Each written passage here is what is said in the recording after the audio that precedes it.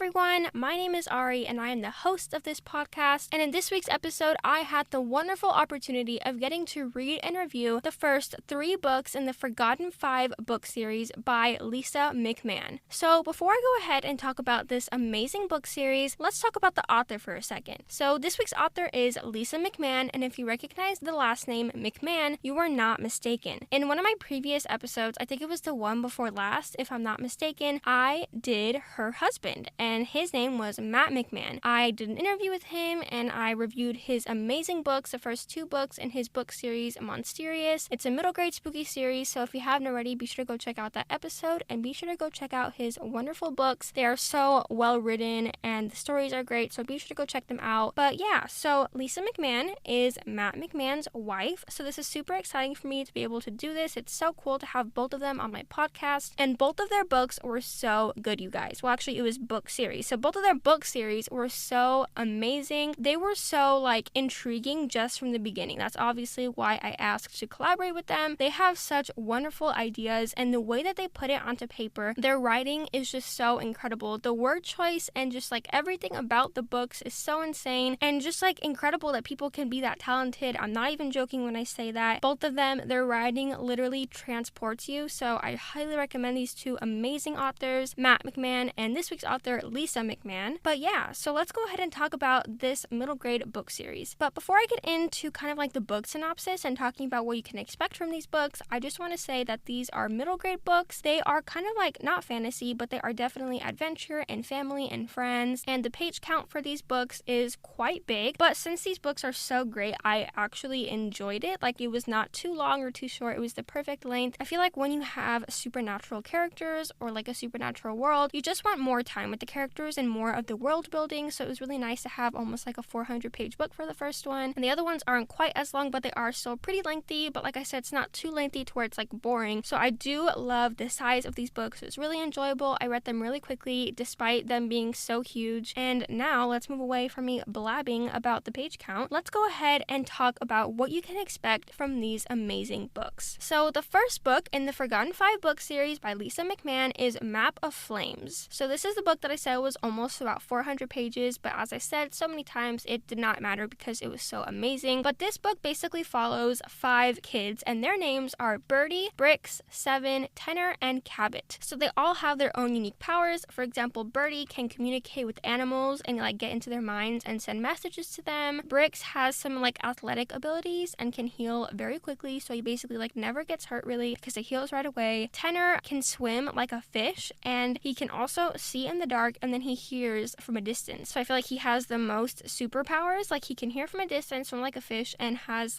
night vision kind of, so that's super cool. And then we also have Seven, and Seven's power is that his skin camouflages into anything. So basically it's kind of hard for him to live his life normally because he's always camouflaging with everything, but it is helpful at times, so that is his superpower. And then the last character we have here is Cabot, and she has actually not shown signs of any unusual power yet. But, just from the beginning here, it says Cabot hasn't shown signs of any unusual power yet. So read the book to find out. But yeah, so I just want to talk about this book. So let's go ahead and talk about it. So like I said, this book follows those 5 main characters, and basically these are kids of supernatural criminals is kind of the easiest way to put it. So let me go ahead and read the back of the book so you can kind of get a better idea. So it says here, 15 years ago, 8 supernatural criminals fled Estero City to make a new life in an isolated tropical hideout. Over time, 7 of them disappeared without a trace, presumed captured or killed, and now the remaining 1 has died. Left behind to fend for themselves are the criminals' 5 children, Birdie, Brix, Seven, Tenor, and Cabot, each with superpowers of their own. So I won't read any more because I don't want to mess up anything, but that's kind of what the back says. So like it said, the parents are criminals. They left Estero, which is the city that they were from, and they were criminals with supernatural abilities, and they left this island. They had their kids, and then they kind of just would stay there forever because the world does not accept supernatural people. So that was their hideout area. And then one day, Birdie and Brix, their siblings, their mom, and I believe it was Cabot's mom and dad, they go on an adventure or a excursion kind of to go get materials for the campsite because they're in their own part of the world on their own. So they went to go get materials. After a while, they go missing. So then I believe it's Tenor's parents and Seven's parents, and they go out to go find them apparently. And now the last last parent there is Birdie and Brix's dad, and his name is Lewis. So after time, they all kind of disappeared, never came back, and Lewis was the only one that stayed with the children. But the book starts off with Lewis dying. So now the kids are left alone to fend for themselves. And then eventually Birdie, while she's grieving and having to deal with the loss of her dad, finds a note from her dad that he left her. And it basically says, like, I have a confession to tell you. And basically he leaves this map for her to go find her mother, and then to go tell the mother to go find the secret stash of money that the dad hid. So that's kind of what the first book follows. And I just love it because it's little kids and it's them becoming like a real team and leaning on each other and just going on this adventure to try to find the mom. So I love this story so much. It was really great and really enjoyable. And like I said, even though it was so long, I enjoyed every single page of it. I really wanted to read it. Every time I picked up the book, I was excited. Every time I put down the book, I was upset because I wanted to read longer. But yeah, so that's the first book. And then the second book is called The Invisible Spy. And it's basically a continuation of them still trying to follow the map and just like kind of a continuation of the whole story. But now in this second book, they have like new friends. If you can tell by the cover, instead of 5 kids like there was on the first one, there are now 6 people on the cover. But that's not all the characters, but like basically they have grown up, the characters have changed, and it's basically, like I said, directly following the first book, their whole journey of trying to hide from people because they have supernatural abilities. So the second book is definitely a continuation of that, so I can't give too much away because if I talk too much about the second book, I'll basically mess up the first book for you, because if you haven't read the first book, then obviously the way that the first book ends leads into the second book, and if I'm talking about the second book, I'll have to spoil the first book for you, so I'm not going to do that. But basically the second book is just a continuation of their journey. And then the third book that just came out this month, which like I said, I'm super excited to have this book in front of me. It's so cool because it's so new, and it is called Rebel Undercover. I love the covers to all of these books too. Let me just say, they're so incredible. I love that it shows all of the characters and kind of like one cool scene from the book and like what you can expect. So I love that just by looking at the cover, you can tell you're gonna get a really fun-filled, like action-packed adventure. So I love that about these covers. Whoever made them, I don't know exactly who, but the cover artist was fantastic, phenomenal. It was so great, and I love how they all line up. Like when you put them together, they all have the same cover art and they all have the same font and everything, so it looks very nice and clean when put together. But yeah, so now this book, like I said, with the second book, I kind of can't talk too much about it because they are all continuations of the previous book, and I don't want to mess anything up for you guys, because in this podcast, when I review books, I always try to like never give anything away because I want it to be the same experience that I had reading the book and that you guys will have. So I never want to spoil anything. I only try to give information that is on the back of the book or that you know just by like looking at the cover. So like I said, I never want to ruin anything for you guys, so you can always know that whenever listening to my episodes, I will never spoil a book, at least not intentionally, but like I never tried to, and I wish my best not to. But yeah, so this third book is, like I said, a continuation of the first and second book, and basically now they're just in Estero, and some stuff is happening that, like I said, you have to read the book to know. Technically it is on like the book jacket, like the flap, but I don't want to mess it up for you guys because like I did not read it when I read the book, and I'm glad I didn't because it really gives away something key and major. So I don't want to mess it up for you guys, but basically this is just a series that all go together very nicely, and it all starts off from the beginning when the kids are left alone because their parents kind of like abandon them, and then one of them dies, so they're left alone to try to figure out life at such a young age. They go on this wonderful adventure. So basically, if you want a book series with friends, family, trying to like discover and find your way in the world, and just an amazing supernatural kind of like fantasy, I would like to say, because it's like, well, I guess it's supernatural, not fantasy, but if you want any of that stuff like adventure, action, just anything cool like that, definitely check out this amazing middle grade book series. And like I said in the beginning of the episode, the writing is so phenomenal, so it just like transports you into the world, and Lisa did such an amazing job with the character building, the world building. I really feel for the characters and I really want to be there with them on their journey, so I highly recommend checking out this book series. Once again, it is called The Forgotten Five. The first book is called Map of Flames, the second book is called The Invisible Spy, and the third book is called Rebel Undercover. So once again, please go check these out, you guys. I will have the links to purchase all of these amazing books in this episode description, so be sure to go check it out. The author is Lisa McMann, New York Times best-selling author, just so you know. She's also the author of the Unwanted series. I probably should have said that at the beginning of this week's episode, but just want to let you know, she is an amazing author. She has so many different books, so be sure to go check those out as well. Also, go follow her over on Instagram at Lisa McMann, and while you're there, you can go ahead and follow me at Strawberry Milkshake Podcast. You can see when I post new episodes and kind of like sneak peeks of what authors I'm going to be doing, so be sure to go follow me over on Instagram. And like I said, I will have the links to purchase these books in this episode description, so be sure to go check that that out if you want to help support Lisa McMann. And yeah, you guys, I guess that brings this week's episode to a close. Unfortunately, Lisa was super busy with her third book coming out, Rebel Undercover. She was on tour with it and just super busy with all of that stuff. So she did not have time to do an interview with me, but I know that she was really thrilled for this episode to come out and she was so happy to be on this podcast. So I just want you guys to know that she was not able to make it, but it's all okay because her books were so amazing and I know she would have if she could have. So it's all okay, but be sure to go check out these books like I've said millions of times now in this episode. I probably annoyed y'all, honestly. I cannot express to you guys more how much you need to go check these out. This is like one of my new favorite middle grade book series. I usually don't like supernatural things because it sometimes gets a little weird, but this does not get weird at all. It's like normal but not. So really amazing. Like I've said again, go check them out. And yeah, I hope you enjoyed this week's episode. And book lovers, always remember, keep your head in the clouds and your heart in a book. And I will see you guys very soon for another fun author episode.